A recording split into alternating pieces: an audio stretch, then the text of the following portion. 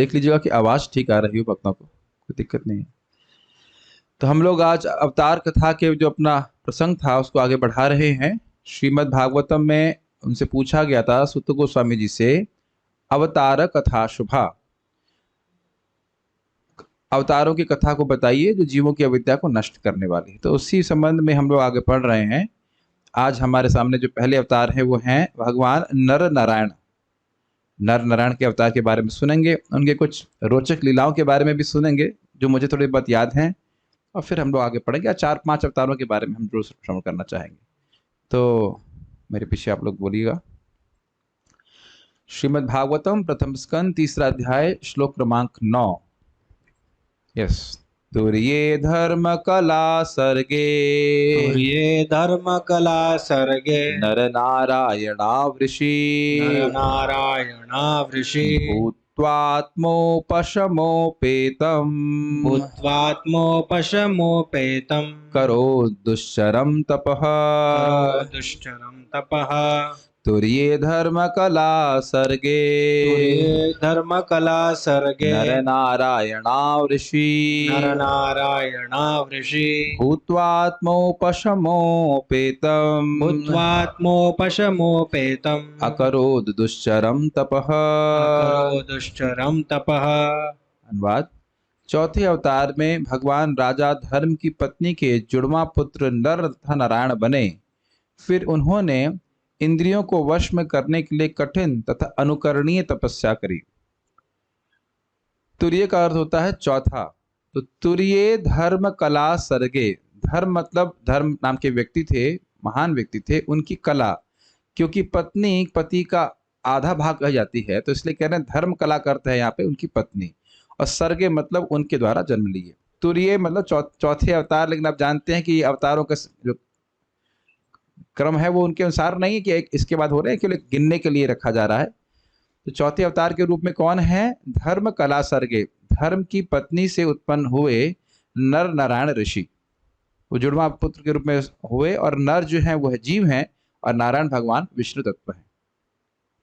कहीं कहीं पे नर नारायण के अवतार को ही भगवान कृष्ण और अर्जुन के अवतार के रूप में कहा जाता है। आवाज कम है? अरे वो उसने बड़ा गड़बड़ करके रखा हुआ है, क्या कह सकते हैं। इस वाले का इसको उधर घुमा दीजिए, बस उधर घुमा दीजिए, वो आप वहां कुछ नहीं कर पाएंगे, वहां कुछ नहीं कर पाएंगे, छोड़ दीजिए। बढ़ाइए, उसमें आ रही है, उसमें आवाज आ रही है आवाज, पाएगी नहीं आवाज। इसको घुमा दीजिए उधर, अब आ रही है आवाज? अच्छा ठीक, वो मिक्सर की वजह से दिक्कत है। क्या नाम हुआ उनका? नर नारायण। और इनका फोटो यहाँ पे देख ही रहे हैं, चतुर्भुज रूप में है दोनों, और ये तपस्या कर रहे हैं, ऋषि के रूप में है। भूत्वा नर नारायणो, नारायण ऋषो भूत्वा, नर नारायण ऋषि के रूप में हुए वो। आत्म उपशम, उपशमन का अर्थ होता है, आत्म मतलब होता है इंद्रियां, और उपशमन मतलब होता है निग्रह।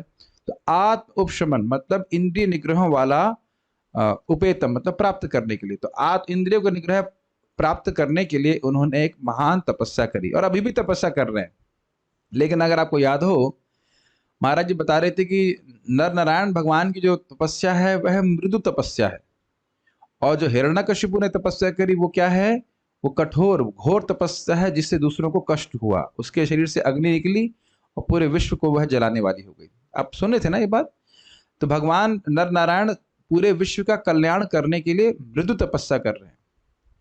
तो घोर तपस्या नहीं कर रहे, जैसे कि आप गीता में वर्णन सुने हैं तपस्या का, मन और वाणी और शरीर की तपस्या का वर्णन आप सुने हो, तो वह तपस्या व्यक्ति को शुद्ध करने वाली होती है। लेकिन जो घोर तपस्या होती है जिसमें केवल शरीर को कष्ट दिया जा रहा होता है और शास्त्र की विधि के अनुसार नहीं होती है, वो रजोगुण तमोगुण में तपस्या की जाती है। तो उसके बारे में हम लोग पढ़ रहे हैं। पहले इनके बारे में कुछ पढ़ते हैं, फिर कुछ लीला बताऊंगा आपको। सारार्थ दर्शनी। तुर्य अर्थात चौथे, धर्म कला अर्थात धर्म का अंश। धर्म यहाँ पे वो धर्म नहीं है जिसको हम सनातन धर्म के रूप में बोल रहे हैं, धर्म यहाँ एक व्यक्ति का नाम है। यह उनकी पत्नी को इंगित करता है, क्योंकि श्रुति कहती है कि अर्धो वा एष आत्मनो यत पत्नी, किसी की पत्नी उसका अर्ध भाग होती है। धर्म की पत्नी के द्वारा वे दो ऋषियों के रूप में प्रकट हुए, प्रकार नहीं हुए, प्रकट हुए, उनको एक ही अवतार माना जाता है। भले ही वो दो अवतार के, दो ऋषियों के रूप में हैं, लेकिन उनको एक ही बोला जाता है, बस इतना बोल रहे हैं। तात्पर्य इन सभी श्लोकों में बहुत अधिक तात्पर्य नहीं दिया गया है, तो हम थोड़ी थोड़ी व्याख्या करेंगे, अधिक व्याख्या नहीं करेंगे। राजा ऋषभ ने अपने पुत्रों को उपदेश दिया था कि भगवान का साक्षात्कार करने के लिए तपस्या ही मनुष्य का एकमात्र कर्तव्य धर्म है। अतएव हमें शिक्षा देने के लिए ही भगवान ने आदर्श प्रस्तुत करते हुए स्वयं ऐसा किया। कौन से भगवान ने? मुझे पता था कि आप लोग यही बोलने वाले हैं, क्योंकि मैं भी जब तात्पर्य देखा तुमने कहा अरे बात तो नर नारायण ऋषि की हो रही है, ऋषभ देव की नहीं हो रही है। और लिखा भी कहेंगे, लिखा है ऋषभ देव। तो प्रभुपाद जी बात बोल रहे हैं कि ऋषभ देव जो सिद्धांत स्थापित कर रहे हैं भगवान के रूप में कि हमें तपस्या करनी चाहिए, वो तो तपस्या किए ही, लेकिन वह नर नारायण ऋषि के रूप में अनुकरणीय तपस्या कर रहे हैं। मुझे पता था यही बोलेंगे आप लोग कि ऋषभ देव के रूप में कर रहे हैं, लेकिन नहीं, ऋषभ देव जिस प्रकार से कह रहे हैं कि इंसानों को तपस्या करनी चाहिए, वैसे ही नर नारायण ऋषि तपस्या करके दिखा रहे हैं।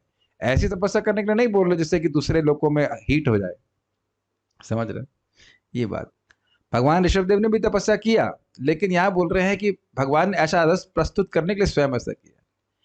भगवान भुलक्कड़ जीवों पर अत्यंत दयालु रहते हैं। तो भुलक्कड़ जीव तो आप समझ ही रहे हैं, जो अपने स्वरूप को नहीं समझे रहते हैं, कोई बोध ही नहीं है कि आध्यात्मिक जगत है, वहां हमारा संबंध है, कोई मतलब ही नहीं है, तो उसके लिए तपस्या क्यों करेंगे? क्या इस जगत में आप लोगों को तपस्या करते हुए देखते हैं?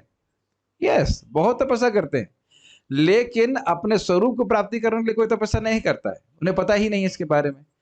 तो भगवान ऐसा आकर के यहाँ पे करते हैं। महाराज जी बता रहे थे कि जीवों को भोग करने के लिए सिखाने की जरूरत नहीं है, इसलिए भगवान श्री राम या भगवान चैतन्य महाप्रभु जब भी आते हैं तो वह तपस्या करके दिखाते हैं कि सुख, तपस्या का जीवन कितना सुखमय है और तपस्या कैसे करो। जैसे आप जानते हैं भगवान श्री राम कभी भी किसी गांव में प्रवेश नहीं किए थे जब वो वनवास कर रहे थे, समझ रहे हैं ना मेरी बात? यहाँ की ऐसा भी नहीं कि अच्छा कुछ पकवान भी खा रहे हो, पर चैतन्य महाप्रभु को जगदानंद पंडित जी देखिए कि महाप्रभु बहुत तपस्या करते थे और उनका शरीर बहुत मतलब कमजोर तो नहीं कैसा चाहिए, क्षीण हो गया था। तो जमीन पे लेटते तो उससे उनको उनके शरीर, उनकी हड्डी में दर्द होता है। अब हड्डी मतलब भगवान की होती नहीं है, लेकिन लीला के अनुसार इस प्रकार से आप समझ सकते हैं। तो उनको दर्द होता, तो ने कहा इनके लिए एक बहुत सुंदर, अभी मत करिए उस कट मत करिए, अभी उसके बाद उनको एक बालिश समझते हैं, तकिया और एक गद्दा ला करके दे दिया। तो स्वरूप दामोदर गोस्वामी से पूछे महाप्रभु ये क्या है? स्वाभाविक सी बात है, पता है कि क्या है, कहते हैं गद्दा है, जगदानंद लेके आए, जगदानंद लेके आए। ऐसा करो मेरे लिए एक मतलब एक बेड भी लगा दो यहाँ पे। ऐसे करके बड़े प्रेम कलह होता है जगदानंद पंडित और चैतन्य महाप्रभु के बीच में। तो वहां पे भी कहा नहीं हटाओ उसको, खिला रहे हम नहीं लेंगे। तो बाद में फिर स्वरूप दामोदर गोस्वामी जी क्या कहते हैं उसको, केले के पत्ते के रेशे से कुछ बनाते हैं जिसको महाप्रभु स्वीकार कर लेते हैं। तो अब देख रहे हैं यहाँ पे कि शिक्षा दे रहे हैं कि हमें तपस्या का जीवन जीना चाहिए, भोग का जीवन नहीं जीना चाहिए। तो ये इस प्रकार से नरनारायण कर रहे हैं भगवान। हाँ, अतः वे स्वयं आते हैं और अपने पीछे आवश्यक आदेश छोड़ जाते हैं। वे बद्ध जीवों को भगवत धाम वापस बुलाने के लिए अपने उत्तम पुत्रों को ही प्रतिनिधि बनाकर भेजते, जैसे कि जीसस क्राइस्ट, श्रील प्रभुपाद जी इत्यादि। हाल ही में सबों की स्मृति में ही भगवान चैतन्य भी ऐसे ही कार्य के लिए इस लौह उद्योग के युग में पतित आत्माओं पर विशेष कृपा करने के लिए प्रकट हुए थे। नारायण अवतार की पूजा आज भी हिमालय पर्वत स्थित बद्री नारायण में की जाती है। तो स्पष्ट बातें हैं। एक कुछ लीलाएं आपको बताना चाहता हूं जो 11वें स्कंद में वर्णित है, बड़ी रोचक लीलाएं हैं। भगवान नर नारायण जब तपस्या कर रहे थे तब जानते ही हैं कि किसको दिक्कत हुई? इंद्र को बहुत दिक्कत होती है। वो सोचते हैं कि हर व्यक्ति उनके पद को प्राप्त करने के लिए तपस्या कर रहा है। भगवान को भी बारे में ऐसे सोच रहा है। देख लीजिए भगवान के संबंध में देवता भी मोहित हो जाते हैं। तो उसने क्या, वही हर बार की वही स्टोरी, बहुत सुंदर सुंदर अप्सराओं को लेकर के आया, वाद्य यंत्र बज रहे थे, गंधर्व आए और वह उनको लुभाने का प्रयास करने लगे। तो भगवान ने जब देखा, आंखें खोली, तो भगवान मुस्कुराने लगे। आप देखेंगे प्राय जो अन्य ऋषि होते हैं जब इंद्र ऐसा करते हैं तो उनको वो गुस्सा आता है, लेकिन भगवान नर नारायण कुछ नहीं किए, कुछ भी नहीं किए, मुस्कुराए हो। और उन्होंने अपने दिव्य शरीर से अनेक अनेक ऐसी अप्सराएं प्रस्तुत कर दी जिनके आगे इंद्र की सारी अप्सराएं एकदम खराब लग रही थी। फिर उन्होंने कहा इनमें से जो सबसे अच्छी लगती है ले जाओ। तो भगवान हंस रहे हैं, तुम क्या मुझ पे प्रभाव डालोगे। भागवत में ही वर्णन है कि भगवान नारायण को छोड़ के, नर नारायण को छोड़ करके, मतलब भगवान को छोड़ करके सभी लोग काम से प्रभावित थे। तो इंद्र सोच रहे थे इससे वो लुभा लेंगे भगवान को। तो फिर वो उर्वशी को लेके आते हैं जो सबसे सुंदर अप्सरा है स्वर्ग की। भगवान नर नारायण को इस प्रकार से नहीं कोई प्रभावित कर सकता। एक बहुत सुंदर लीला है, जो लोग आप रुचि हो उनको, वह मार्कंडेय ऋषि के बारे में श्रवण कीजिए।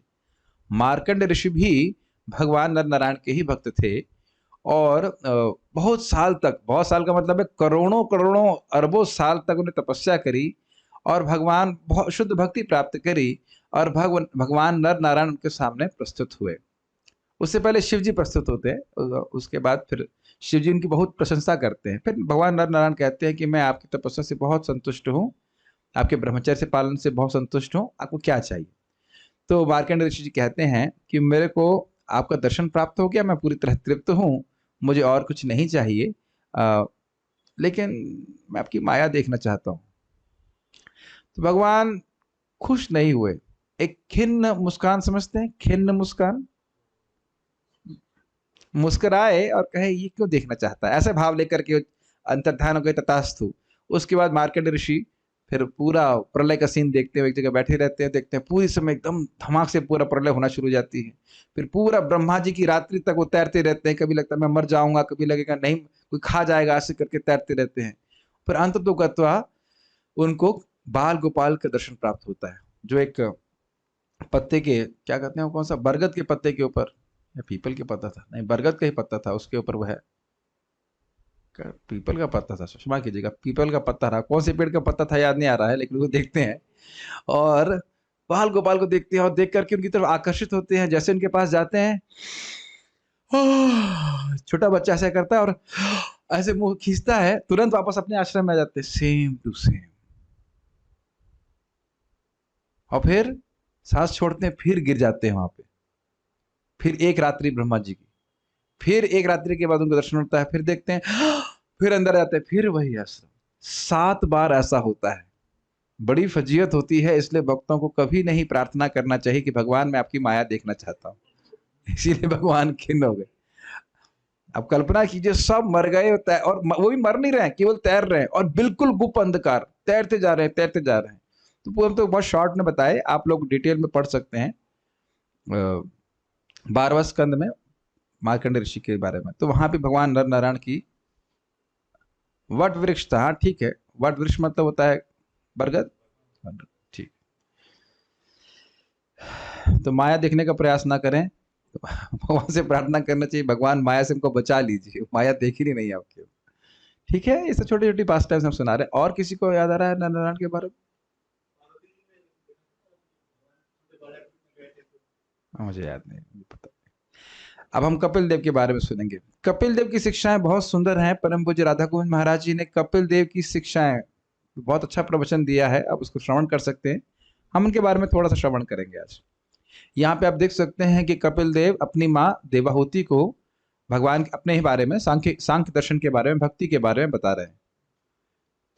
मेरे पीछे बोलिए, पंचमहाकपिलो नाम, पंचमहाकपिलो नाम, सिद्धेश काल विप्लुतम, सिद्धेशः काल विप्लुतम्, प्रोवाच सुरये सांख्यम, प्रोवाच सुरये सांख्यम्, तत्वग्राम विनिर्णयम, तत्वग्राम विनिर्णयम्।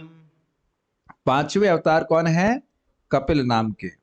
लेकिन ये कपिल नास्तिक कपिल नहीं है, ये समझ लेना चाहिए। इसलिए कह रहे हैं सिद्ध ईश, सिद्धों के भी ईश्वर हैं। तो इन्होंने काल विप्लुतम, जो ज्ञान काल के द्वारा विप्लुत हो गया था, ढक गया था, प्रोवाच, उवाच का अर्थ क्या होता है? भगवान श्री भगवान उवाच मंत्र में उवाच का अर्थ क्या होता है? बोला, भगवान बोले। प्रोवाचा मतलब अच्छे से बोले। प्रोवाच आसुरये सांख्यम, आसुरी नाम के ब्राह्मण, असुरों को नहीं बोला, उस ब्राह्मण का नाम आसुरी था, समझ रहे हैं? आसुरी नाम के ब्राह्मण को सांख्यम, सांख्य जिसको आप सुनते हो, सांख्य योग का उन्होंने उपदेश दिया। और वह कैसा विशेष सांख्य था? तत्व ग्राम विनिर्णयम। ग्राम का अर्थ होता है समूह। तो जो भौतिक प्रकृति के तत्व हैं उनके समूह का ठीक ठीक विवेचन कर पाए। विनिर्णय मतलब एकदम निश्चित कर लिया ये है ये है। जो नास्तिक होते हैं, जो नास्तिक सांख्यायिट होते हैं, वे भगवान को नहीं गिनते हैं। तो ये एक बहुत बड़ी प्रॉब्लम है। लेकिन भगवान को, भगवान के सारे तत्वों को, प्रकृति को ठीक ठीक प्रकार से भगवान समझाए हैं। तो उसको आप लोग, हम लोग तीसरे स्कंद कभी पहुंचेंगे तो वहां पे आप समझ पाओगे, वहां पे ठीक ठीक निर्णय वहां पे हुआ है। तो इसको हम पढ़ते हैं अनुवाद। भगवान कपिल नामक 5वां अवतार सिद्धों में सर्वोपरि है। उन्होंने आसुरी ब्राह्मण को सृष्टिकारी तत्वों तथा सांख्य शास्त्र का भाष्य बताया, क्योंकि काल क्रम से यह ज्ञान विनष्ट हो चुका था। काल क्रम का मतलब कोई बताने वाला नहीं रहता है तो प्राय लोग भूल जाते हैं आध्यात्मिक ज्ञान को। ठीक है, ओके, पढ़ते हैं आगे। बाल प्रबोधिनी, इसमें कुछ बातें उन्हें बताई तो उसको मैंने जोड़ लिया। सारार्थ दर्शन में भी कुछ विशेष नहीं था, उसमें बस इतना नहीं बोला है कि असुरी मतलब एक ब्राह्मण, बस। 5वें अवतार जिन्हें कपिल कहा जाता है, वे सिद्धों में, अब सिद्ध की व्याख्या करने, सिद्ध का अर्थ क्या है? सिद्धों में अर्थात आत्मा का यथावत अनुसंधान के द्वारा जो अपने स्वरूप में स्थित होते हैं उनके ईश्वर थे। जो व्यक्ति आत्मा और शरीर का भेद देखने में, उसमें रिसर्च करने में, अनुसंधान का मतलब रिसर्च करने में बड़े एक्सपर्ट हैं और इस प्रकार से आत्मा को समझ पाते हैं, उनके भी वह ईश्वर थे। इसलिए उनको सिद्धेश कहा जा रहा है। सिद्ध समझ रहे हैं? सिद्ध व्यक्ति वो है जो अपने को शरीर से पृथक देखने में समर्थ हो। तो ऐसे सारे सिद्धों में सर्वश्रेष्ठ थे, उनके ईश्वर थे। केवल सर्वश्रेष्ठ ही नहीं थे, अभी तो उनके ईश्वर थे, इसलिए उनको सिद्धेश कह रहे हैं। काल के कारण, अब काल विपरीतम पे व्याख्या कर रहे हैं। काल के कारण और प्रवर्तक न रहने के कारण जो सांख्य शास्त्र तिरोहित हो गया था, उसको उन्होंने आसुरी नामक ऋषि से कहा। प्रवर्तक का अर्थ समझ रहे हैं? बताने वाला। कोई विद्या जब कोई बताने वाला नहीं रहता है तो आप देखते हैं ना, इस जगत में लुप्त हो जाती है।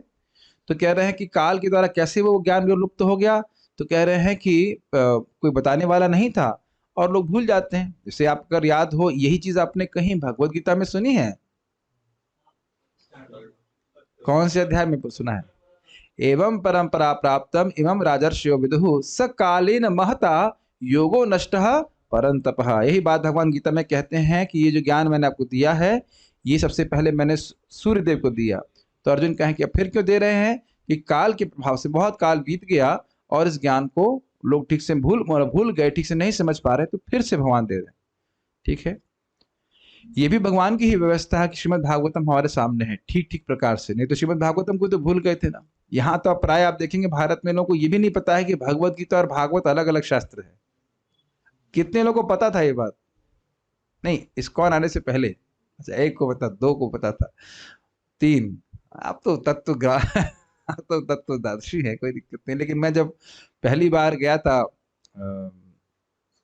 नहीं इस्कॉन नहीं, नैमिषारण्य में 2002 में, अपने फूफा जी के संग, जो वापस आने वाले हैं वृंदावन लेकिन लेके गए तो वहीं एकदम जहां वहां पे भागवत बोली गई थी सूत गोस्वामी जी के द्वारा, वहीं पे बात पंडित जी बता रहे थे भागवत के बारे में, कुछ महाभारत के बारे में। तब भी मुझे समझ में नहीं आया था भागवत क्या होता है, तब भी समझ में नहीं आया। फिर 1 साल के बाद जब भागवत सुनी भक्तों से, तब समझ में आया कुछ। ओके, तो ये स्थिति है। तो प्रवर्तक न रहने से वो शास्त्र तिरोहित हो जाता है। वैसा अब वो बोल रहे हैं सांख्यम तत्व ज्ञान, मतलब वो इसमें विशेष बात क्या थी? भगवान ने कुछ प्रवचन किया तो विशेष क्या है, उस पर कह रहे हैं वैसा प्रवचन भगवान के अतिरिक्त कोई नहीं दे सकता है। इसको सूचित करने के लिए उस सांख्य की विशेषता कह रहे हैं तत्व ग्राम विनिर्णयम से। सांख्य तो शास्त्र कोई विशेष है, लेकिन भगवान ने जो बोला वो बहुत अच्छा स्पेशल उसकी क्वालिटी थी। तत्व ग्राम विनिर्णयम, उसको पढ़ता हुआ समझाऊंगा। तत्व अर्थात प्रकृति, पुरुष और महतत्व आदि सबको समझते हैं। प्रकृति मतलब भौतिक प्रकृति, महतत्व सृष्टि कैसे होती है, भगवान कौन है, जीव कौन है, क्या उनकी स्थिति है, उसको ठीक ठीक समझ रहे हैं। और ग्राम अर्थात समूह का जिस ज्ञान से यथात्म बोध हो जाए, अर्थात जैसे वे हैं वैसा बोध हो जाए, तो ऐसा ज्ञान उन्होंने दिया। समझ में आ रहे हैं तत्व ज्ञान विनिर्णय का अर्थ? जहां जैसी प्रकृति है, क्या प्रकृति है, क्या भगवान है, क्या जीव है, ये सारा जो उनको समूह आप पकड़े तो उनके बारे में ठीक ठीक ज्ञान भगवान ने जो सांख्य बोला उसके द्वारा हो गया। जो लोग अथिस्टिक हैं, जो नास्तिक सांख्य हैं का प्रदर्शन कर या प्रवचन करते हैं, उसके द्वारा एक बहुत बड़ी दिक्कत हो जाती है कि वो भगवान को आउट कर देते हैं उसमें से। तो फिर ठीक ठीक से नहीं समझ पाएगा ना व्यक्ति। अब प्रश्न बनेगा ना कि हमको कौन शरीर दे रहा है, क्योंकि कर्मों के अनुसार तो कर्म तो जड़ वस्तु है, कर्म का निर्धारण कौन करता है, तो भगवान को आउट कर देंगे तो कैसे समझ में आएगा। तो प्रभुपाद जी कई बार अपने तात्पर्य में बोलते हैं कि ये जो कपिल हैं ये नास्तिक कपिल नहीं है, ये क्लियर समझ लेना चाहिए। भगवान के अवतार माता देवहूति के पुत्र कपिल देव, ठीक है। तात्पर्य, सृष्टिकारी तत्वों की कुल संख्या 24 है। सांख्य दर्शन में इनमें से प्रत्येक तत्व की विशद व्याख्या की गई है। सांख्य दर्शन को यूरोपीय विद्वानों द्वारा सामान्य रूप से तत्व दर्शन कहा जाता है। सांख्य का व्युत्पत्ति परक अर्थ है जो भौतिक तत्वों के विश्लेषण द्वारा अच्छी तरह से व्याख्या करे। भगवान कपिल ने इसे सर्वप्रथम किया, जिन्हें यहाँ पर 5वां अवतार कहा गया है। संख्या समझते हैं, 1 2 3 4 5 6 ऐसे करके गिनना। अच्छा, पृथ्वी, जल, वायु, अग्नि, आकाश, मन, बुद्धि, अहंकार, ऐसे करके गिन करके पृथ्वी के तत्वों को समझने का प्रयास करना और इसके हर तत्व को गुणों से समझाना। या बहुत अच्छे से कपिल देव की शिक्षाओं को पढ़ेंगे तो बहुत अच्छे से समझाया, मन क्या है, बुद्धि क्या है, अहंकार क्या है। मुझे याद है कि कहाँ तो शायद पार्थिव के गांव में हम लोग से पूछा मन क्या है। हाँ, और तुरंत मैंने मन का बताया कि भाई मन ऐसे से मतलब डेवलप होता है सृष्टि के अनुसार। तो उनके ऊपर से निकल गई बात की भूल क्या गए। वो सोच भी नहीं सकते थे कि मन की सृष्टि इस प्रकार से कोई जान भी सकता है कि मन होता क्या है, मन कैसे रहता है। मिथ्या अहंकार जब सत्वगुण के संग में आता है तब वो उस पर जब काल शक्ति का शुभ होता है तो मन आता है। तो ये तो कहीं किसी की रेंज में नहीं है, लेकिन ये बड़ा स्पष्ट रूप से कपिल देव बताते हैं मन क्या है, बुद्धि क्या है, चित्त क्या है, अहंकार क्या है और कैसे हम अपने आप को से अलग कर सकते हैं। तो ये सब बात आप तीसरे स्कंद में सुनेंगे, वहां यहाँ पे व्याख्या करने का स्कोप नहीं है अभी, वो वहीं पे बताएंगे। लेकिन आप मुख्य बात यहाँ पे क्या उनका तटस्थ लक्षण क्या सीख रहे हैं कि वे सांख्य शास्त्र का वर्णन किया और ये आस्तिक शास्त्र था, आस्तिक सांख्य था, ठीक है। कोई प्रश्न तो वहां तक मैं समझ रहा हूं नहीं बन रहा है। अब हम दत्तात्रेय भगवान के बारे में श्रवण करेंगे। ओके, इनके 3 मुख क्यों हैं? क्योंकि ये ब्रह्मा, विष्णु और शिव जी के सम्मिलित आंशिक अवतार थे। उन तीनों के अंश के रूप में यहाँ पे आए थे। षष्टम अत्रे अपत्यत्वम, षष्टम अत्रेरपतत्वम। Official chanter should not chant officially. षष्टम अत्रेर अपत्यत्वम, षष्टम अत्रेरपत्यत्वम। वृतः प्राप्तो नसूयया, वृतः प्राप्तो अनसूयया। आन्वीक्षिकीम अलर्काया, आन्वीक्षिकीम अलर्काया। प्रहलादादिभ्य ऊचिवान, प्रहलादादिभ्य ऊचिवान। षष्टम अत्रे अपत्यत्वम, अपत्य मतलब बेटा, पुत्र। अपत्यत्व माने कि बेटा होने का गुण को प्राप्त किए। छठे अवतार थे जो अत्रि ऋषि के बेटे होने के गुण को प्राप्त किए, मतलब अत्रि ऋषि के बेटे बने। सीधी सीधी बात। क्यों बने? कह रहे हैं वृतः अनुसूया, वृतः प्राप्तो अनुसूया। अनुसूया उनकी पत्नी का नाम था और उन्होंने याचना करी थी तीनों देवताओं से, ब्रह्मा जी से, भगवान विष्णु से और शिव जी से कि आप तीनों मेरे पुत्र बने। तो वह एक ही सम्मिलित रूप में आकर के दत्तात्रेय के नाम से प्रसिद्ध हुए और उन्होंने आन्वीक्षिकी मतलब आध्यात्मिक विद्या को अलर्क और प्रहलाद आदि को ऊचिवान कहा। समझ रहे हैं? ये बहुत कठिन हो रहा है, ठीक है, इजी है तो आज के श्लोक को कठिन तो है नहीं। पुरुष के छठे अवतार कौन से पुरुष के बारे में हो रहा है? सब लोग गैस करना शुरू कर रहे हैं। पुरुष के छठे अवतार अत्रि मुनि के पुत्र थे। सारे तुक्के मारी, सब भूल गए ठीक है, क्षीरोदकशा विष्णु कह सकते हैं, उन्हीं से सारे अवतार आते हैं। वे अनसुईया की प्रार्थना पर उनके गर्भ से उत्पन्न हुए थे। उन्होंने अलर्क, प्रहलाद तथा अन्यों यदु और है आदि को आध्यात्म के विषय में उपदेश दिया। मुझे स्मरण आ रहा है 8वें स्कंद में ये कथा आती है, और वो एक टांग में खड़े होकर के क्या नाम था उनका, अत्रि ऋषि तपस्या कर रहे थे। तो इस प्रकार से भगवान प्रसन्न हुए और दत्तात्रेय के रूप में उनके सामने प्रस्तुत हुए। एक इंटरेस्टिंग बात यह है, रोचक विषय है इसमें, कि दत्तात्रेय भगवान को किसने प्रसन्न किया था? कार्तवीर्य अर्जुन ने प्रसन्न किया था, और उनकी कृपा से उसको 1000 बाहु प्राप्त हुआ, तो बहुत शक्तिशाली हो गया था। लेकिन वही भगवान जब परशुराम के रूप में आए तो सारी भुजाएं काट दी। तो यहाँ पे ऐसा वर्णन छोटा सा आता है, और उनके बारे में अधिक वर्णन हम नहीं सुने हैं तो हम कुछ नहीं कह सकते। तात्पर्य, भगवान ऋषि अत्रि तथा अनसुईया के पुत्र दत्तात्रेय के रूप में अवतरित हुए। ब्रह्मांड पुराण में पतिव्रता पत्नी के प्रसंग में भगवान द्वारा दत्तात्रेय के रूप में अवतार लेने की कथा का वर्णन हुआ है। अब ब्रह्मांड पुराण मैंने पढ़ा नहीं, कुछ कथाएं हैं जो मैंने सुनी है, लेकिन जब तक उसको सीधे साक्षात ना पढ़ो उसे बताने में इतना प्रामाणिकता नहीं लगती। इसलिए आप लोगों ने सुना होगा, अनसुईया के बारे में कुछ सुना होगा, लेकिन हम कुछ कथा मतलब जब तक सामने नहीं हमने रखी नहीं हो तो उसको नहीं बोल सकते, तो इसलिए नहीं बोल रहा हूँ। तो जो यहाँ पे लिखा है उसके बारे में बता रहे हैं। उसमें कहा गया है कि ऋषि अत्रि की पत्नी अनसुईया ने ब्रह्मा विष्णु तथा शिव के समक्ष प्रार्थना करी, हे प्रभु, यदि आप मुझ पर प्रसन्न हैं और मुझसे वर मांगने को कहते हैं तो मेरी प्रार्थना है कि आप तीनों मिलकर मेरे पुत्र बने। और उन्होंने यह प्रार्थना स्वीकार करी, और भगवान ने दत्तात्रेय के रूप में आत्मदर्शन की स्थापना की तथा अलर्क, प्रहलाद, यदु, है आदि को विशेष रूप से इसका उपदेश दिया। ये भी कोई इसमें मैं विशेष नहीं बोलना है। मेरे पीछे बोलिए, ततः सप्तम आकुत्या, you switch off the mic or what? Internet connection. रुचेर्यज्ञोऽभ्यजायत, रुचेर्यज्ञोऽभ्यजायत, स यामाद्यै सुरगणैः, यामाद्यै सुरगणैर्, अपात् स्वायम्भुवान्तरम्, अपात् स्वायम्भुवान्तरम्।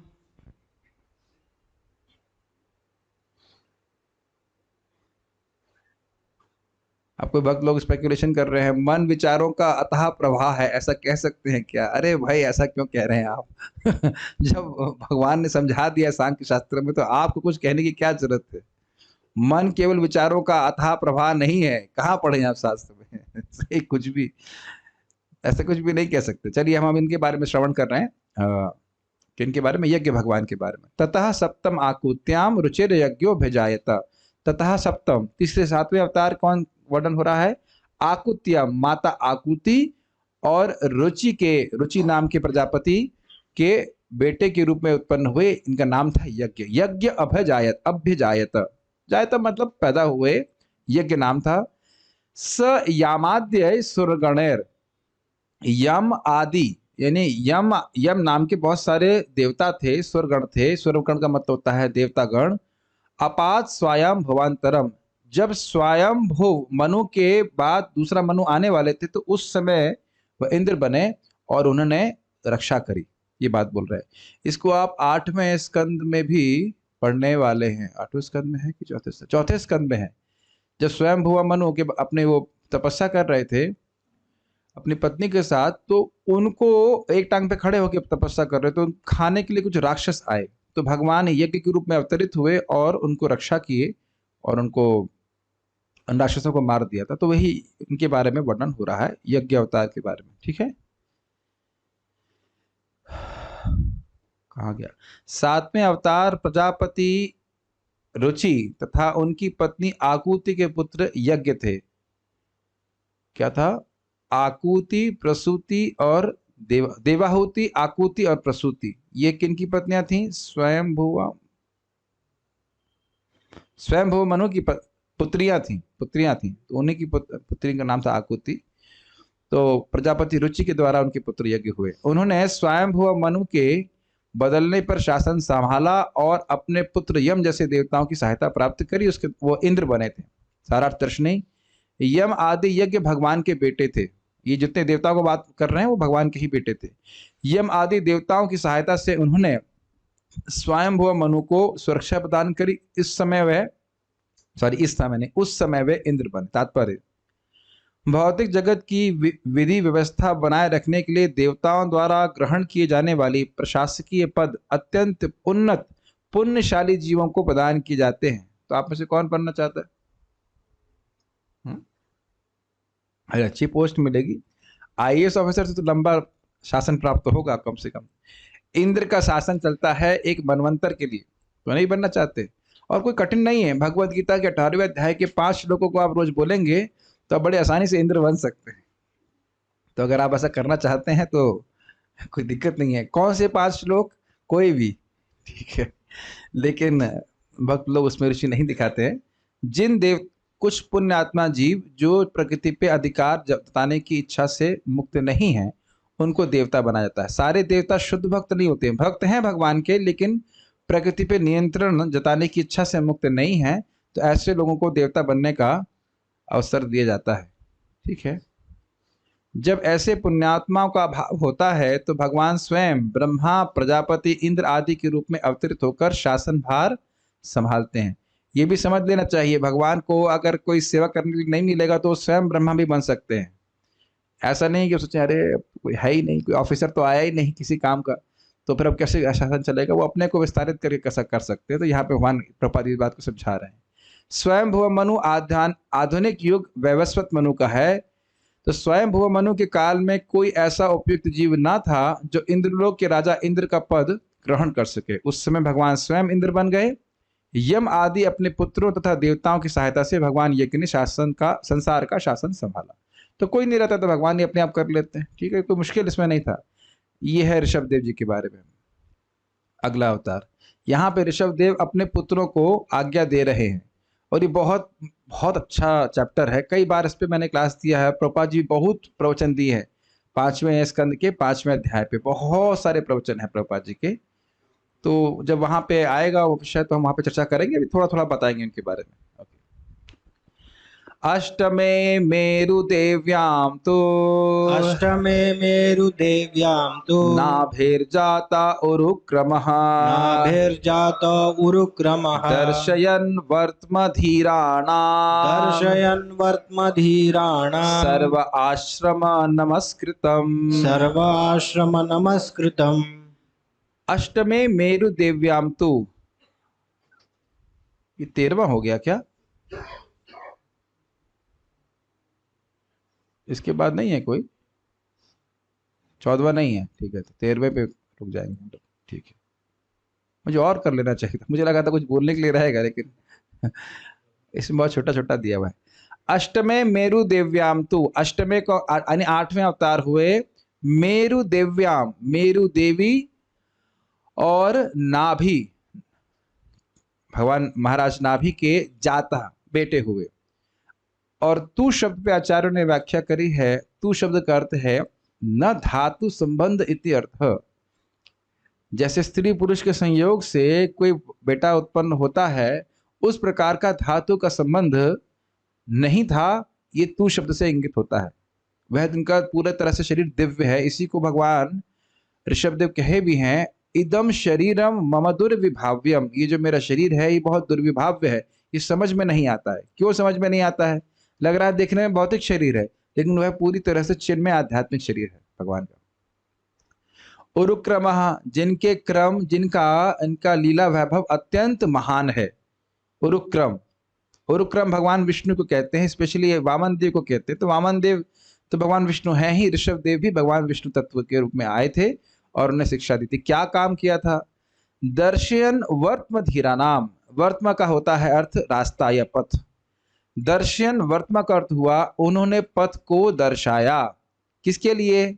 धीराणाम, जो धीर हैं, सभी कुछ त्यागने में समर्थ हैं। सर्व आश्रम नमस्कृतम, जिनको सारे आश्रम नमस्कार करते हैं, उन धीर पुरुषों के लिए पथ को दर्शाया। ये समझ रहे हैं? ये नहीं कह रहे हैं कि भगवान को सारे आश्रम नमस्कार करते हैं। जिन लोगों को सारे आश्रम नमस्कार करते हैं, यहां तक कि सन्यासी भी, उन धीर पुरुषों के लिए मार्ग बताया। तो अब भगवान की स्थिति और ऊपर है। मेरी बात समझ में आ रही है? ये बहुत सटल पॉइंट है। सर्व आश्रम नमस्कृतम धीराणाम, जो धीर पुरुष जो अपनी इंद्रियों को संयमित करने में पक्के हैं, उन लोगों को जो अन्य सारे आश्रमों के द्वारा नमस्कृत हैं, स्तुत है, मतलब उनकी स्तुति की जाती है, भाई बहुत अच्छे व्यक्ति हैं, परमहंस हैं, उनका पाथ उनके पथ का दर्शन कराया भगवान ने। तो इस प्रकार से ऋषभदेव ने किया। अनुवाद। आठवां अवतार राजा ऋषभ के रूप में हुआ। वे राजा नाभि तथा उनकी पत्नी मेरुदेवी के पुत्र थे। इस अवतार में भगवान ने पूर्णता का मार्ग दिखलाया, जिसका अनुगमन उन लोगों द्वारा किया जाता है जिन्होंने अपनी इंद्रियों को पूर्ण रूप से संयमित कर लिया है और जो सभी वर्णाश्रमों के लोगों द्वारा वंदनीय है। मैं पूछना चाहूंगा फिर से, सभी वर्णाश्रमों के लोगों के द्वारा कौन वंदनीय है? किसके बारे में बोला जा रहा है?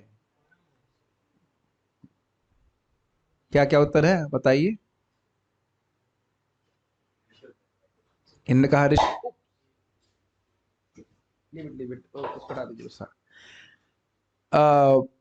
इन्होंने कहा ऋषभ देव। बाकी लोग क्या कह रहे हैं? जो धीर है और कोई जो परमहंस है। तो जिन्होंने परमहंस और धीर कहा है वो सही कह रहे हैं। यहाँ पे सभी वर्णाश्रमों के लोगों द्वारा वंदनीय जो शब्द है, ये ऋषभदेव के लिए नहीं है। जो अन्य आश्रमों के द्वारा वंदनीय है उनके टीचर हैं ऋषभदेव। ऐसे करो, ऐसे तुम्हें जीना चाहिए। नहीं समझ में आ रहा? अरे भाई, कोई व्यक्ति मृदंग बजा रहा हो, जैसे हमारे यहाँ पे इस्कॉन वृंदावन में बहुत सारे मृदंग बजाने वाले हैं। जैसे मान लीजिए क्या नाम है, वरुण गोगा, या जैसे बहुत सारे भक्त हैं जो बहुत अच्छा मृदंग बजाते हैं। तो अब अगर आप क्या नाम है उनका, बबलू प्रभु की व्याख्या करें तो कहेंगे अरे भाई ये सारे मृदंग बजाने वालों के गुरु हैं। ऐसे तो व्याख्या करते हैं, ये सारे सब प्रभु जी के चेले हैं। तो ये यहाँ पे कह रहे हैं कि ये जितने भी परमहंस हैं उन सब के गुरु हैं श्री ऋषभदेव। समझ में आ रहा है? तो इससे उनकी और महानता, उत्कृष्टता सिद्ध हो रही है। ठीक है। एक दिक्कत ये हो गई कि जो मैंने टीका अनुवाद करके रखी थी वो इसमें आई नहीं है क्या? हाँ है ना, है। ठीक है। बाल प्रबोधनी। धीर शब्द वो क्या कह रहे हैं? धीर अर्थात सर्व त्याग समर्थ, मतलब इस जगत में किसी भी वस्तु से वह आसक्त नहीं है। एवं परम विवेकी जो है, विवेकी का अर्थ क्या होता है? सार असार को जानने वाले। इस जगत में क्या सार वस्तु है, क्या अच्छी वस्तु है, क्या नहीं है, जो उसको ठीक ठीक जानते हैं और जिन्होंने केवल सार वस्तु को भगवान कृष्ण को ही स्वीकार किया है, उन लोगों के लिए। और जो सभी अन्य आश्रमों के द्वारा नमस्कृत होते हैं, उन लोगों के लिए मार्ग को प्रदर्शित किया। किस प्रकार से एक परमहंस को होना चाहिए वह भगवान ऋषभदेव ने सिखाया। ठीक है। तात्पर्य। मानव समाज स्वाभाविक रूप से जीवन के आश्रमों तथा वर्णों के अनुसार 8 वर्गों में विभाजित है। इसको आप सब जानते हैं, इसकी मैं व्याख्या नहीं करूंगा। 4 वृत्तिपरक तथा 4 सांस्कृतिक उत्थान से संबंध विभाग होते हैं। बुद्धिजीवी वर्ग अर्थात ब्राह्मण, शासक वर्ग क्षत्रिय, उत्पादक वर्ग वैश्य और श्रमजीवी वर्ग शूद्र। ये 4 वृत्तिपरक वर्ग हैं। अब प्रभुपाद जी को क्यों समझाना पड़ रहा है? क्योंकि जिन लोगों के लिए तात्पर्य प्रभुपाद लिखे थे उनको भी ये बात पता नहीं थी, उनको बात बिल्कुल ही पता नहीं थी। इसलिए प्रभुपाद जी को ये सर्व आश्रम नमस्कृतम में आश्रम शब्द की व्याख्या करना बहुत जरूरी है। कई बार आपको लगे प्रभुपाद ये बात रिपीट क्यों कर रहे हैं, क्योंकि एक बार में बात लोगों को समझ में नहीं आती है, बहुत डल हम लोग की बुद्धि रहती है, इस कारण से प्रभुपाद बात को रिपीट कर रहे हैं। विद्यार्थी जीवन, ब्रह्मचारी, गृहस्थ जीवन तो स्पष्ट है, वानप्रस्थ जीवन एवं सन्यासी जीवन, ये आध्यात्मिक साक्षात्कार के पथ पर सांस्कृतिक उत्थान के 4 सोपान है। तो पहले ब्रह्मचारी होता है, उसके बाद वो गृहस्थ में जाता है। ये क्रमशः है। अगर किसी की शादी की इच्छा नहीं है तो सीधे ब्रह्मचारी रहकर सन्यास भी ले सकता है। इस प्रकार से इनमें से सन्यास आश्रम सर्वोच्च माना जाता है और सन्यासी समस्त वर्णों एवं आश्रमों का वैधानिक गुरु होता है। वर्ण का मतलब क्या? वर्ण का मतलब क्या? प्रश्न ही समझ में नहीं आ रहा है। कितना कठिन प्रश्न है ना। वर्णों का अर्थ क्या हो रहा है यहाँ पे बताइए? 4 वर्ण कौन से हैं? ब्राह्म ब्र- हाँ वो देखिए, अभी अब देख लीजिए, लगेगा हमें समझ, तात्पर्य समझ में आ गया। वर्ण का मतलब ब्रह्मचारी, गृहस्थ, ब्राह्मण, क्षत्रिय, वैश्य, शूद्र। जब पूछा जाएगा तो सब गोल। और आश्रम, ब्रह्मचारी, गृहस्थ, वानप्रस्थ, सन्यास, ये वैधानिक गुरु मतलब सन्यासी उनके सभी के गुरु होते हैं। अगर सन्यासी यंग भी है और मान लीजिए गृहस्थ या वानप्रस्थ मतलब उम्र से अधिक है, फिर भी वह उनको नमस्कार करते हैं, ये नियम है। ठीक है। एक छोटी सी लीला थी शंकराचार्य के संबंध में, लेकिन अब याद नहीं आ रहा क्या था।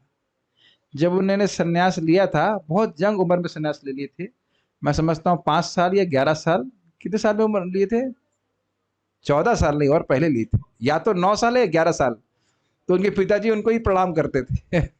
सन्यास ले लिए थे इसलिए। खैर जो भी है, सन्यास आश्रम में सिद्धावस्था के लिए 4 अवस्थाएं होती हैं: कूटिचक, बहुदक, परिव्राजकाचार्य तथा परमहंस।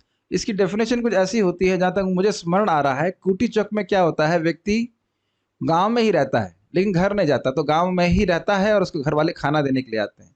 फिर बहुदक में थोड़ा और वह एडवांस करता है, याद नहीं आ रहा इसका डेफिनेशन, लेकिन परिव्राजक में वह पूरे विश्व में भ्रमण करता है। और परमहंस अवस्था जो है वह पूरा श्रेष्ठ अवस्था होती है। तो कह रहे हैं परमहंस अवस्था सिद्धि की चरम अवस्था है। सभी इस आश्रम का आदर करते हैं। राजा नाभि तथा मेरुदेव के पुत्र भगवान ऋषभ भगवान के अवतार थे, यानी स्वयं विष्णु तत्व हैं। उन्होंने अपने पुत्रों को तपस्या द्वारा सिद्धि मार्ग का पालन करने का उपदेश दिया, क्योंकि तपस्या से जीवन पवित्र बनता है और मनुष्य को आध्यात्मिक सुख का लाभ होता है, जो दिव्य है और निरंतर बढ़ने वाला है। ये बहुत इंपॉर्टेंट बात है, बड़ी रोचक बात है। अगर आप यहाँ फोटो देखते हैं और इस पर आप देख सकते हैं कि भगवान ऋषभदेव किस रूप में है, एक राजा के रूप में। जब भगवान ऋषभदेव शिक्षा दे रहे थे तब है एक सन्यासी के रूप में नहीं थे। एक इंटरेस्टिंग बात है। और उनके 100 लड़के थे, जिसमें सर्वश्रेष्ठ लड़के का नाम क्या था, बड़े लड़के का नाम क्या था? भरत महाराज। तो वो खुद बोले हैं, आप आगे पढ़ेंगे, कि आप सब लोग, वो अपने बच्चों से बोलते हैं, आप मेरे हृदय से प्रकट हुए हो और मेरे हृदय में केवल धर्म ही रहता है। तो बता रहे हैं कि बेटा तुम लोग बहुत उत्कृष्ट रहे हो, उत्कृष्ट हो, तुमको भोग के मार्ग में बिल्कुल नहीं जाना चाहिए। क्या श्लोक है वो? नायम देहो देह भाजाम नृलोके कष्टान कामान अर्हते विडभुजाम ये तपो दिव्यम पुत्र का ये न सत्वम शुद्धे तस्माद् ब्रह्म सौख्यम तुनंतम। ये जो देह अन्न को प्राप्त हुआ है, मानव देह, देह तो सभी को प्राप्त हुआ है, जानवरों को भी प्राप्त हुआ है, लेकिन जिसको ये मानव देह प्राप्त हुआ है उसको उन भोगों को प्राप्त करने के लिए अपना जीवन व्यतीत नहीं करना चाहिए जो मल विड भुजाम, ये मतलब जो मल खाने वाले सुअर को भी प्राप्त है। वो तो दुख देने वाले हैं। अपितु व्यक्ति को दिव्य तपस्या करनी चाहिए। कौन सी तपस्या? जिसका संबंध भगवान से है। उससे क्या होगा? तपो दिव्यम पुत्र का ये न सत्वम शुद्धेत, उससे तुम्हारा सत्व, तुम्हारा चित्त शुद्ध हो जाएगा। उससे क्या होगा?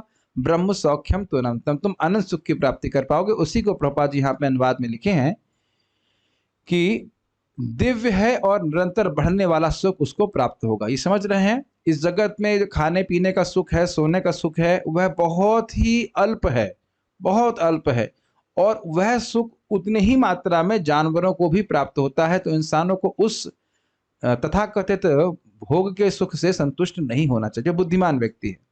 तो भगवान ने शिक्षा दी, और किनको दी है? राजा के लड़कों को। स्वयं राजा थे, और कितने भाग के राजा थे वो? भारत के कि अफगानिस्तान के कि चाइना के, या पूरे विश्व के? हाँ, विश्व कह लीजिए, उस समय पूरा विश्व ही भारतवर्ष था। तो पूरे विश्व के वह राजा थे, और यानी कि सारी भोग की सुविधा उपलब्ध थी। फिर भी भगवान ने उपदेश दिया कि नहीं बेटा तुम तपस्या करो। आपको इसमें कोई विशेष बात नहीं लगती होगी, लेकिन आजकल के ज़माने में ज़रा सा भी बच्चा अगर कहीं पैदा होगा अमीर लड़के के यहाँ, अमीर माता पिता के यहाँ, वो कभी बोलेंगे सुबह उठने के लिए? कभी नहीं बोलेंगे। कभी बोलेंगे बेटा एकादशी करो? समानता अगर भक्त हैं तो अलग बात है, नहीं तो कोई नहीं बोलेगा किस प्रकार से कि तपस्या करो। लेकिन समझ जान रहे थे कि तपस्या का सुख जो है अति उत्कृष्ट होता है, इसलिए अपने बेटों को इन्हें ये उपदेश दिया। ठीक है। और वो कैसा सुख है? निरंतर बढ़ने वाला सुख। तो वो, लेकिन भोगों से नहीं मिल पाता है, वो दिव्य तपस्या के द्वारा प्राप्त होता है। और ये बात समझ लेना चाहिए कि तपस्या मतलब ही है जो अच्छा नहीं लगता है। तपस्या का मतलब ही है जो आपको अच्छा ना लगे लेकिन हमारे लिए अच्छा है, और इस कारण से विवेक का उपयोग करके व्यक्ति को ग्रहण करना चाहिए। ठीक है। प्रत्येक जीव सुख की खोज में रहता है। अब प्रभुपाद बहुत सुंदर तात्पर्य लिख रहे हैं।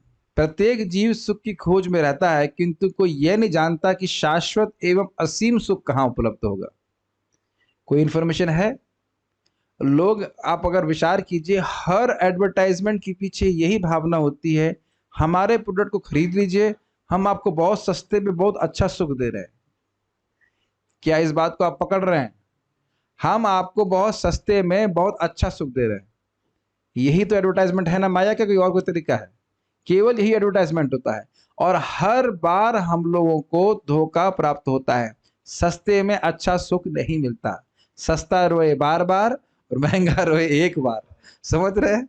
तो जो व्यक्ति भजन करके, थोड़ा पैसा लगेगा, भक्ति करनी पड़ेगी, तपस्या करनी पड़ेगी, लेकिन एक बार हृदय सुखी हो, खुश हो, मतलब शुद्ध हो गया, फिर कितना सुख है आप उसकी कल्पना नहीं कर सकते। हम कई बार बोल चुके हैं, जिस व्यक्ति को भगवत प्रेम प्राप्त हो गया और प्राप्त होता है, मतलब पहले प्राप्त नहीं था, फिर साधना करी तो प्राप्त हुआ, ऐसा होता है या नहीं होता है? अगर ऐसा होता ही नहीं तो साधन दिया क्यों जाता? मेरी बात समझ रहे हैं? तब उसको भक्ति की कोई भी क्रिया करे उसे असीमित सुख प्राप्त होता है। अब ये कैसे बच गया? डिफॉल्ट उसको साइलेंट पे कर दीजिए फोन को। तो ये ना तो कोई प्रश्न कर रहा है कि असीमित सुख प्राप्त कहाँ होगा, और ना किसी के पास कोई उत्तर भी है। मान लो कोई पूछे भी कि असीमित सुख कहाँ मिल रहा है, पहली बात तो हम प्रश्न ही नहीं करेंगे, करें कभी नहीं करेंगे, और अगर करेंगे भी तो किसी के पास कोई उत्तर नहीं है ना। तो इसलिए बोल रहे हैं कि ये भगवान ने बताया। ये भगवान की बहुत बड़ी कृपा है कि हमको बता रहे हैं कि दिव्य तपस्या करके तुमको ये प्राप्त हो सकता है। तो उसके सुन करके व्यक्ति को उत्साहित होना चाहिए। भगवान ने मुझे बताया है हरे कृष्ण मंत्र जप करने के लिए, स्पेशली महाप्रभु के रूप में आए, उनके सामने प्रणाम करने के लिए, जो मन मना भव मत भक्त वाला श्लोक अप्लाई करने के लिए, उसके द्वारा मैं शुद्ध होकर के भगवान के पास पहुंच पाऊंगा। मूर्ख लोग वास्तविक सुख के स्थान पर भौतिक इंद्रिय सुख की खोज करते हैं, किंतु ऐसे मूर्ख लोग यह भूल जाते हैं कि इस प्रकार का अस्थायी तथा कथित इंद्रिय सुख तो कुकर सुकुर भी भोगते हैं। कई बार हम प्रीचिंग में इसको बोलते हैं, भाई कुत्ता सोता है और हम सोते हैं, तो कुत्ते के सोने में हमारे सोने में कोई अंतर है? कुत्ता कुछ खाता है, हम लोग कुछ खाते हैं, उसकी संतुष्टि में हमारी संतुष्टि में कोई अंतर है? कोई अंतर नहीं है। अब इसलिए हमें प्रसाद ग्रहण करना चाहिए, केवल खाना मात्र नहीं चाहिए। अगर उसके लिए व्यक्ति अपना जीवन वेस्ट कर रहा है तो वो वेस्ट ही कर रहा है, एक्चुअली बुद्धिमानी नहीं है। फिर से हम इसको बॉटम पंच लाइन ये है कि तपस्या का सुख अति उत्कृष्ट होता है और मानव जीवन में ही हम तपस्या कर सकते हैं, इसलिए व्यक्ति को तपस्या करनी चाहिए। लेकिन हमें वैसी तपस्या नहीं करनी है कि अब हिरण्यकश्यप की तरह एक टांग पे खड़े हो जाइए, चींटियां शरीर को खा गई, ऐसा कुछ नहीं है। केवल हरे कृष्णा कृष्णा कृष्णा हरे हरे, हरे राम राम राम हरे हरे, इस तपस्या को नियमित रूप से करना है। प्रभुपाद जी एक जगह तात्पर्य में लिखते हैं, हमारे कुछ शिष्य बहुत अधिक तपस्या बताने वाली पुस्तकें ले आते हैं, लेकिन उनके संग दिक्कत ये है कि वो हरे कृष्णा जब भी पूरा नहीं करते हैं। जो तपस्या बताई गई है उतना तो कर लो पहले, उसके बाद आगे तुम बोलो कि ये कर लें वो कर लें। जनरली कभी कभी भक्त लोग सोचते हैं कि हम कुछ 5 दिन की तपस्या कर लेंगे, 2 दिन की तपस्या कर लेंगे तो हम जो है शुद्ध हो जाएंगे, है ना। मैंने आंखों से देखा है, खाएंगे नहीं पिएंगे नहीं, भाई वो जैसा कुछ करना चाहते हैं, अगर उससे कुछ लाभ हो तो अलग बात है, लेकिन वस्तुतः तपस्या क्या है? नियमित रूप से समझो साधना बताई जा रही है, जप करने की, भागवत पढ़ने की, भगवत गीता को पढ़ने की, वैष्णव की सेवा करने की, नम्र रहने की, ये सारी बातें से हमारा चित्त पूरी तरह से शुद्ध हो जाता है। इसको अलग से और कुछ करने की हमें आवश्यकता बिल्कुल नहीं है। ठीक है। कोई भी पशु पक्षी या जंतु इस इंद्रिय सुख से वंचित नहीं है। बहुत सुंदर बात है। इसमें तो प्रभुपाद जी पूरा पूरा प्रवचन किए। आप जिन इंद्रिय तृप्ति के विषयों के लिए 14 घंटे काम कर रहे हो, हम 12 चलो 18 घंटे भी करते होंगे, अब मान के चले 12-13 घंटे जो भी मिनिमम, वह कुत्तों और सुअरों को बिना मेहनत के मिल जाता है। अभी बात तो बहुत गंभीर है ना। एक एक 4 चीजें पकड़ लीजिए। आहार के लिए, निद्रा के लिए, भय के लिए, मैथुन के लिए उनको बंगले नहीं बांधने पड़ते हैं, तो हमारी अवस्था तो फिर उन जानवरों से भी नीचे हो गई ना, उनको तो फ्री मिल रहा है। आपको याद है महाराज समझा रहे थे कि शब्द बोलने में अजीब लग रही है, एक हाँ मतलब शी डॉग भी अपने मुख से कहीं रोटी पकड़ करके अपने बच्चे को खिला लेती है। देखें कि नहीं देखें? तो खाने की व्यवस्था सब कर रहे हैं ना, अपने बच्चे से प्रेम कर रहे हैं ना। तो केवल केवल इसके लिए ये नहीं कहा जा रहा है खाइए मत या अन्य चीजें ना कर, लेकिन इसके लिए पूरा जीवन व्यतीत किया तो बहुत कृपणता का जीवन है, बहुत नुकसान उठाया उसने, बहुत नुकसान उठाया। प्रभुपाद जी बहुत अच्छा कहते हैं कि भले ही कोई एक जीवन में मुक्त ना हो, कम से कम मुक्ति के लिए प्रयास तो करना चाहिए। तो ऐसी स्थिति है। तो जो बुद्धिमान व्यक्ति है कम से कम सुबह उठने का वह प्लानिंग हमेशा जीवन में रखेगा कि मैं सुबह जितना जल्दी हो सके उठ सकूं और भगवान का नाम जप कर सकूं। सबसे अच्छी तपस्या है और बड़ी आसानी से हो जाती है अगर हम सुबह उठ जाएं। हम बात बार बार रिपीट करते हैं क्योंकि बार बार लोग नहीं कर पा रहे इस बात को। अपने जीवन को अलाइन कीजिए ताकि हम इस दिव्य तपस्या को, हरि नाम की तपस्या को हम कर सकें और इसे बड़ी गंभीरता से कर सकें। प्रत्येक योनि में, जिसमें मनुष्य योनि भी सम्मिलित है, ऐसा सुख प्रचुरता से उपलब्ध होता है। इसकी व्याख्या मैं कर चुका हूं अभी। किंतु मनुष्य जीवन ऐसे सस्ते सुख के निमित्त नहीं मिला है। समझ में आया? सस्ता सुख जो इंसान भोग जानवरों को भी प्राप्त है, ऐसा नहीं। और आप सभी समझते हो कि जब नाम जप करता है व्यक्ति और उसे कुछ सुख मिलता है तो वह इन चार क्रियाओं के सुख जैसा, सुख या तथाकथित सुख जैसा नहीं है। और एक बात और समझ लेना चाहिए कि इन चार क्रियाओं से, आहार, निद्रा, भय और मैथुन से जो सुख मिलता है वो सुख नहीं होता है, केवल मन की एक अनुकूल वृत्ति होती है। या कुछ हमारे शरीर में कष्ट आ रहा होता है, कुछ समय के लिए उसकी निवृत्ति हो जाती है, एक वेग होता है, उसको संतुष्टि हो जाती है, उसी को हम सोचते हैं कि बड़ा सुख है। सुख नहीं है वस्तुतः। अब देखिए ना, सुबह उठते तो भूख नहीं लगती है ना, और 9 बजे तक आते आते भूख लगना शुरू हो जाती है ना। एक प्रकार का एक कष्ट है, उसकी निवृत्ति हो जाती है तो हाँ बड़े सुखी हो गए, बड़ा मजा आया। अगर आपको 25 जलेबी खिला दें तब भी मजा आएगा। रोज कहें कि कृष्ण हॉल में आपको जाकर के 30 जलेबी खानी ही पड़ेंगी रोज, कोई खुश हो रहा है यहाँ पे? 30 खा सकते हैं रोज, तो वही तपस्या बन जाएगा ना। तो इसलिए इन सब चीजों को बस समझना चाहिए कि जीवन चलाने के लिए ग्रहण करना चाहिए। कामो लाभाय स्मृतः, अपना जीवन चल जाए। और उस जीवन को किस लिए चलाना चाहिए? तत्व जिज्ञासा के लिए, भगवान के श्रवण कीर्तन के लिए। मनुष्य जीवन तो आत्म साक्षात्कार द्वारा शाश्वत तथा असीम सुख प्राप्त करने के लिए मिला है। कितने लोगों को बात पता होगी, हमको तो कम से कम मालूम चल रहा है। यह आत्म साक्षात्कार तपस्या अर्थात स्वेच्छा से कष्ट सहकर तथा भौतिक सुख से दूर रहकर ही प्राप्त किया जा सकता है। कोई जैसे कोई व्यक्ति अगर ईस्ट में जा रहा हो तो वेस्ट में कैसे पहुंचेगा? नहीं जा सकता। आज हमें व्यक्ति को पूछ रहे कोई जब कर रहे हैं? हाँ हाँ कभी करते हैं। क्या शेड्यूल चल रहा है? 1 बजे सोते हैं रात में, 8 बजे उठते हैं। हमने कहा वाह जय हो। फिर उसके बाद जिम चले जाते हैं, फिर काम करते हैं, फिर आ जाते हैं 10 बजे, फिर 1 बजे सोते हैं। हमने कहा इनके 24 घंटे में कहीं एक माला करने का जगह ही नहीं है। कोई मतलब इतना वो है, मतलब कह सकते हैं तत्परता से माया की सेवा कर रहे हैं कि माया से प्रार्थना कर रहे हैं कि मुझे कृष्ण की सेवा से बचाओ। माया मुझे बचाइए कि कहीं मैं कृष्ण की सेवा ना कर दूं। तो ये स्थिति है, ऐसी स्थिति है कि एक क्षण भी उन्हें छोड़ के रखा नहीं। एक व्यक्ति कल बगल में बैठे हुए थे, प्रभु जी 1 बजे मैं सोता हूँ तो 4 बजे मैं कैसे उठूं? मैंने कहा मैं क्या उत्तर दूं, बताइए 1 बजे आप क्यों सोते हो? तो भगवान की सेवा के लिए कोई अवकाश ही नहीं छोड़ा। महाराज जी बता रहे थे, परम पूज्य राधानाथ महाराज जी कह रहे थे कि हमने हम आध्यात्मिक वस्तुओं को मूल्य इसलिए नहीं दे पाते हैं क्योंकि हमने भौतिक वस्तुओं को बहुत अधिक मूल्य दे रखा है। बहुत गंभीर बात थी, फिर से रिपीट करूंगा। आध्यात्मिक वस्तुओं को हम लोग उचित मूल्य इसलिए नहीं दे पाते हैं क्योंकि हमने भौतिक वस्तुओं को अत्यधिक मूल्य दे रखा है।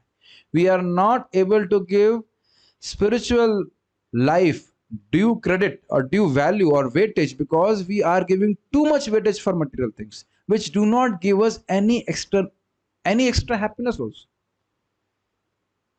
महाराज बता रहे थे परम पूज्य राधा गोविंद महाराज जी कि भाई सोने के लिए ही तो 600 रुपए खर्च कर रहे हैं ना। एक रात्रि सोने के लिए आदमी तैयार होता है ना, भाई 600 रुपए, हाँ रूम का किराया कितना है? 600 रुपए। एक रात सोने के लिए 600 रुपए खर्च करने के लिए तैयार है कि नहीं? 600 तो मैं कम ही बोल रहा हूं, आजकल तो 1000, 1200, 2000, यहाँ तक कि 5-5 हजार रुपए जो सामान्यतः लोगों की, कुछ लोगों की सैलरी होगी, वो एक रात सोने के लिए बता रहा है। बताइए, और क्या नींद में अंतर आता है? चाहे 5,000 रुपए के रूम में रहो, चाहे 2,000 के रूम में रही। है ना, है ना, कितना अमेजिंग बात। 5,000 रुपए, जिस तरह से महाराज उसको रखे, वो मुझे बड़ा अच्छा लगा। 5,000 रुपए में नींद खरीद रहे हैं अपनी। और हो सकता है कि वो उस अवस्था में भी नींद ना आती हो। और आप कहीं कहीं देखते भी होंगे, ट्रेन में या उसमें, ट्रेन में नहीं, रेलवे स्टेशन पे टेम्पो के ऊपर टेम्पो वाला सो रहा है अपने छत के ऊपर, देखा है ना। तो नींद के लिए नींद की आवश्यकता है, और कुछ वस्तु की आवश्यकता नहीं है। तुम खाली बोल रहे हैं इस बात की कि व्यक्ति जो है भोगों के लिए प्रयास में लगा हुआ है, इसी कारण से आध्यात्मिक जीवन को महत्व नहीं दे पाता है। ठीक है, आगे पढ़ते हैं। जो लोग भौतिक आनंद से अपने को पृथक रखने में पटु हैं, वे धीर अर्थात इंद्रियों द्वारा विचलित न होने वाले व्यक्ति कहलाते हैं। ये बात है ना, सर्व त्याग समर्थ, हर प्रकार के भोगों को त्यागने में जो समर्थ है उसको धीर कहते हैं। और आपको याद होगा धीर शब्द की व्याख्या क्या है? वाचो वेगम मनस क्रोध वेगम दिव्या वेगम उदरोपस्थ वेगम एतान यो वेगान यो विषहेत धीरः सर्वामपि माम पृथ्वीम सशिष्यात्। जो वाणी के वेग को, क्रोध के वेग को, मन के वेग को, जीव के वेग को, उदर पेट के वेग को और उपस्थ जननेंद्रियों के वेग को सहन कर सकता है, ऐसा व्यक्ति धीर व्यक्ति ही पूरे विश्व में शिष्य बनाने के योग्य है। और धीर शब्द आपने कहाँ सुना है? भगवत गीता में। यस, देहिनो अस्मिन् यथा देहे कौमारम यौवनम जरा तथा देहांतर प्राप्तिर धीरस्तत्र न मोह्यति। शरीर का परिवर्तन हो रहा है बचपन से, फिर थोड़ा बड़ा होता है, फिर बड़ा होता है, शरीर का परिवर्तन हो रहा है, देह का अंतर हो रहा है।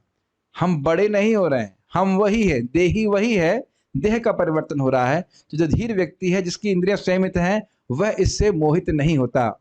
और किस प्रकार से लोग मोहित होते हैं? अरे मेरे पिताजी मर गए, मेरा बाप मर गया।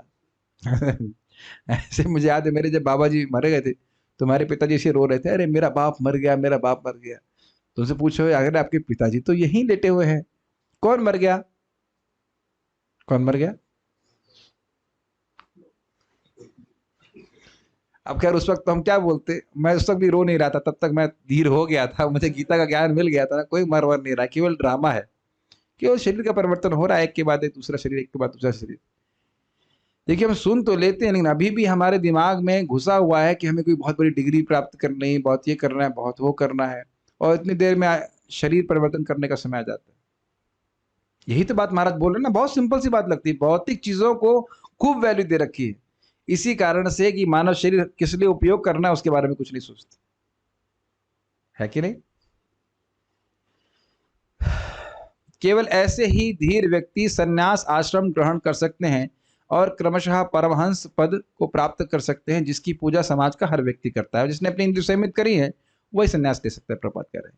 राधा ऋषभ ने इस संदेश का प्रचार किया और अंतिम समय वे समस्त शारीरिक आवश्यकताओं से विलग हो गए, जो दुर्लभ अवस्था है जिसका अनुकरण मूर्ख नहीं कर पाते, लेकिन सभी लोग इसकी पूजा करते हैं। तो भगवान, आप जानते हो, ऋषभ देव कपड़े तक त्याग दिए थे, लेकिन उस जड़ योग का अभ्यास कुछ लोग अनुकरण करते हैं, उसका इमिटेशन करते हैं। प्रभुपाद जी कहते हैं पहले अपने मल को सुगंधित बनाओ।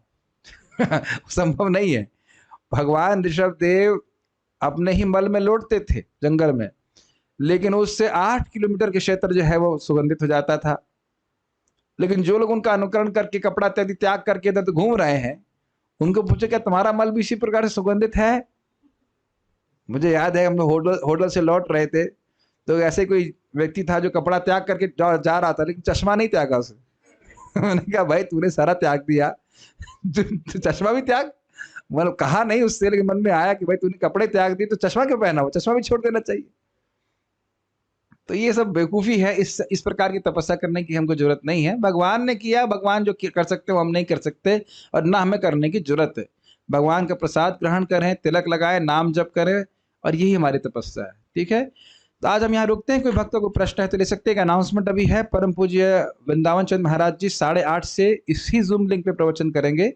तो आप लोगों को डिनर ब्रेक या मिल्क ब्रेक दिया जा रहा है, जिसका जो करना है वो करें। और यहाँ पे आज क्लास नहीं होगी ना, ठीक से नहीं, कुछ भरोसा नहीं महाराज क्लास का, पता नहीं महाराज क्लास में डिस्टर्ब होगा तो दिक्कत हो जाएगी।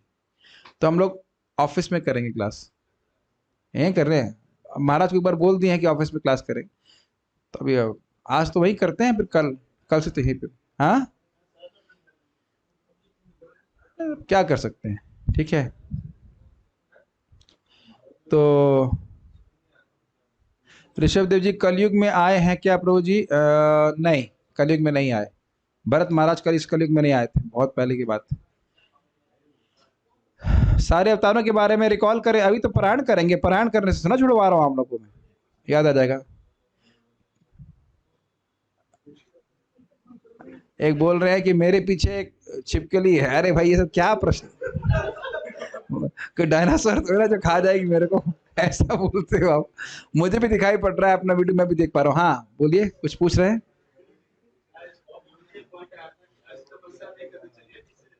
ऐसी तपस्या नहीं करनी चाहिए जिससे दूसरों को कष्ट हो। हाँ हाँ, हिरण्यकश्यप ने तपस्या किया और पूरा जगत जलने लगा। हाँ, ध्रुव महाराज ने ऐसी तपस्या करी थी जिससे पूरे दुनिया के लोग सांस रुक गए थे। देखिए समझना चाहिए, ध्रुव महाराज ने अन्य लोगों को कष्ट देने के लिए तपस्या नहीं करी थी।